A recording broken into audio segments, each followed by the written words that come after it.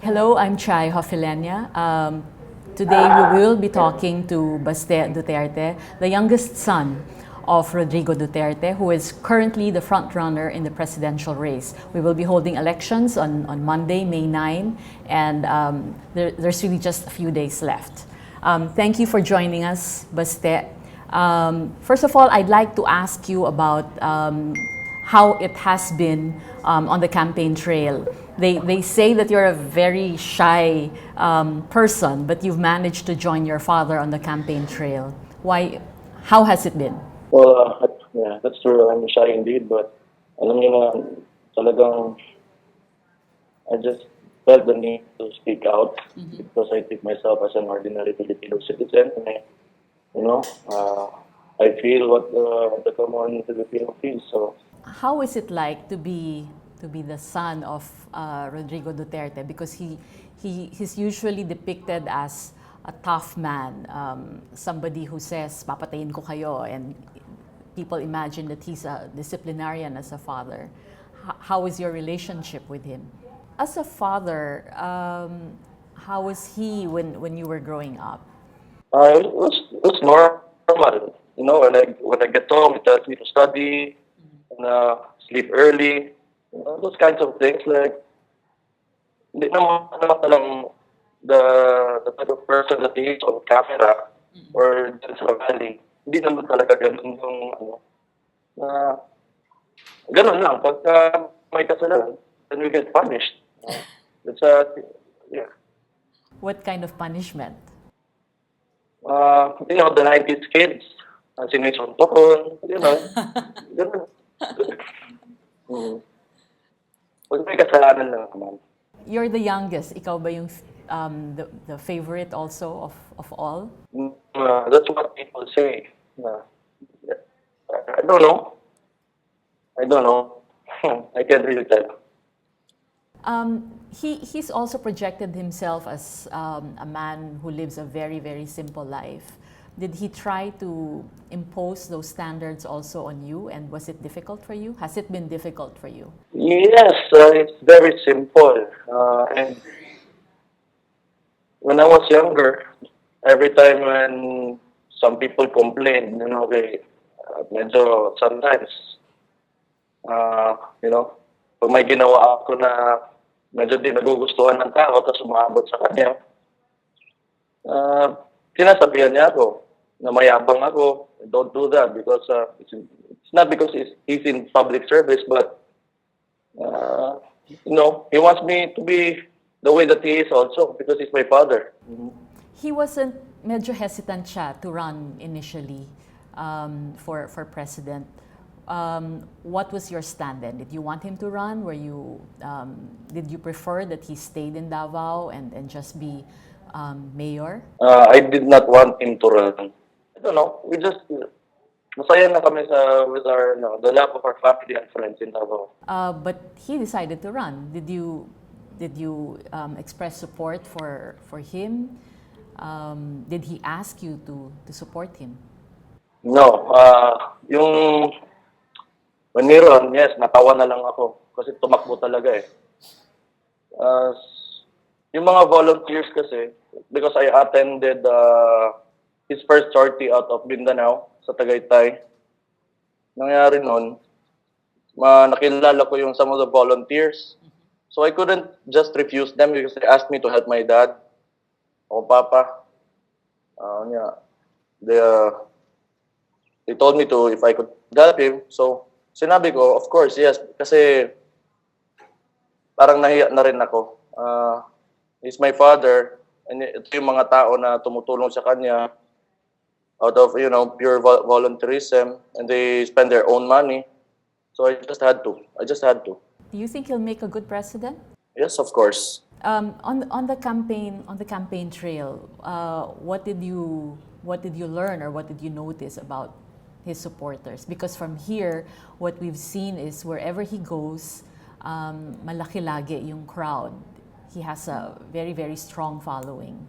Did you get the chance to speak with these followers and supporters? Yes, towards the end of the campaign, yung and my recent sorties, Kasi wala na yung the places that we go to, alam na nilang hindi na mapupuntahan ng tatay ko. So, kahit ako lang na pupunta, they would show up na ganun karami. How would you explain the big crowds and yung parang it's also phenomenal in a sense, no? Because he is a mayor from Davao, was only a congressman, and then now suddenly running for president, and he's number one.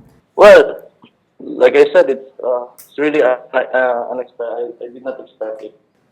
The crowd, kasi nga, like you said, we're just from Davao. Nobody really knew about my father before the campaign. Did you expect the level of negative campaigning that has occurred in the last few days? Si Senator Trillanes has made a lot of allegations, no? There's hidden wealth, supposedly unaccounted for, huge amounts of money in bank accounts, and then your properties of the children, supposedly. Is there any truth to these allegations? First, I did not expect that. No, I expected that because I can see on social media from the start of the campaign that they've been doing a lot of demolition jobs. Mm-hmm. And about properties, one that came out, what I know is that my mom bought it for me. So that's it. It's just under my name. I think it's practical because my mom should put it in my name. But this was not declared now in his statement of assets, liabilities, and net worth. That I don't know about it. Okay.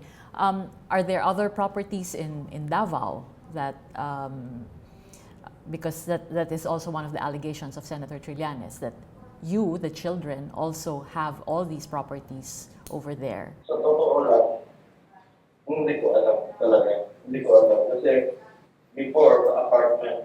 Now, I'm living in a house in front of my father's house. That's almost same sa locals house. So, kung nandun man yung mga properties na yan, it's useless. Kung hindi ko man lang ginamit. So do you see all this as just black propaganda? Yes, definitely, yes.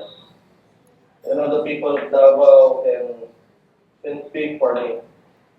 They're there, and that's it. It's black propaganda. There's also talk about because nga yung image ng father mo is that he's a tough guy and he will kill criminals and drug addicts and all that. And therefore, he will be a threat to democracy. Do you agree with that? Of course, I do not agree with that. It's not a vigilante kind of justice. It's he uses the law every time. Every time, because they always hear of extrajudicial killings in Davao. But in fact, it's not. It started in Davao before.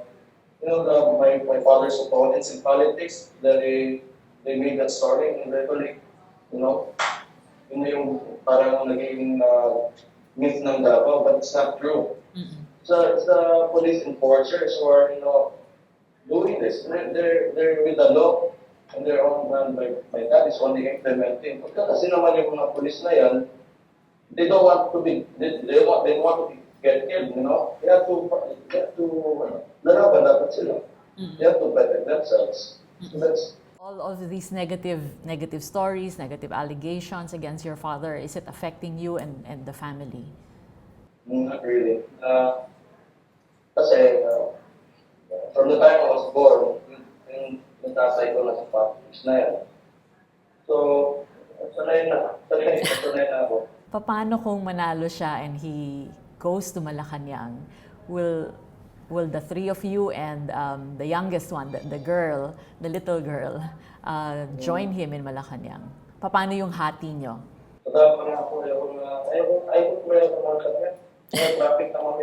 What kind of a president will your father be if he wins? A radical president. So it make things happen. Pero realistic ba yon? Like, he's been saying on the campaign trail that he will try to suppress crime in 3 to 6 months. Hindi ba kayo natatakot that he's also creating very high expectations? No. Kasi the way that I know my father. When he says something, he's going to do it. Going to prove himself. But the fear nga is if he fails to do it because this is now ruling over a country and not just a big city, then and the expectations are not met, then people can become very, very disappointed. So ready to step down. Kung hindi niya nagawa yan, bababa yan. Kung ayaw ko na sa personal because if he cannot fulfill his promise, then bababa yan. How about his vice president? Kung sakaling manalo nga siya, will he work better? Kasi mukhang if you look at the latest survey results, si Alan Cayetano has not been doing very well. And mukhang si Bongbong or Lenny might become vice president, one of them. Will he be able to work with either of the two? Or mas mahirapan siya working with a woman? I think it's willing to work with anyone. As long as it's for the people. So it's for the people and they've got the willingness, the political will. Yeah. What are your plans on election day, on Monday? Are you voting early? Paano ba? Are you sama-sama ba kayo? Ako lang, I'll go to the prison early. Meron ba kayong worst case scenario for Monday? What are you most afraid of? Yung cheating talaga. Yung criticism ng followers of your father is that because they're very, very active on social media, on Facebook, on Twitter, and ang daming comments, no, whenever stories are published about him, they're very engaged. Is there a possibility, if you're afraid that cheating could happen, all these people could go out in the streets and protest and stage rallies? Yes, I hope nga na hindi mapupunta sa gano'n. I think that's very possible. It will happen. Because evidence na naging cheating on election day. How about the ties with the left? Kasi sinasabi he can communicate with Joma Sison, the NPAs, and he can also communicate with the Muslim rebels. Yung ano naman kasi, just very romantic in that way. It's not yet really ties with them that it goes up and talks to them like that. No, it just comes up and talk to people. At malapitin siya sa babae. Maybe. You think he's just being misunderstood by the Manila media? Yung humor niya, hindi ba naiintindihan? Is that something that's peculiar or specific to Davao or the Visayans? Yes, yes. Very specific to us. Yung humor niya kasi, you know, the way he talks, pag nagtatanong siya, it's brings kind of accent. So when he delivers those, you know, the punchline, it's not fit for the some people. But you know, besides in the language, you know, it's funny. It's funny for us. And the cursing is part of it. Yes. So it's not going to end if your father, contrary to survey results, if biglang he loses, you can live with it. Of course. Maybe just a last question. What was the biggest learning that you got from this experience, being part of the campaign of your father, even if you were hesitant about it? Anything new that you thought of or discovered, either about him or about Filipinos? You know, they really love their country. They can be patriotic. Yung buhay ng Pilipino, nawala yung love person. So, kung nakita ko yung mga tao, they really patriotic. Yung mga supporters naman ng tatay ko, they're the ones who are already satisfied with the government. So, they really want change. They really want change. Yeah. Is politics a field that you could probably enter in the future? Talaga. Ngayon lang to, I heard it, you're not going to see me anymore. Really. Ngayon lang to. Okay. Thank you very much for speaking with us, and good luck on Monday. Thank you. We've been speaking with Baste Duterte, the son of Rodrigo Duterte. Thank you very much for joining us.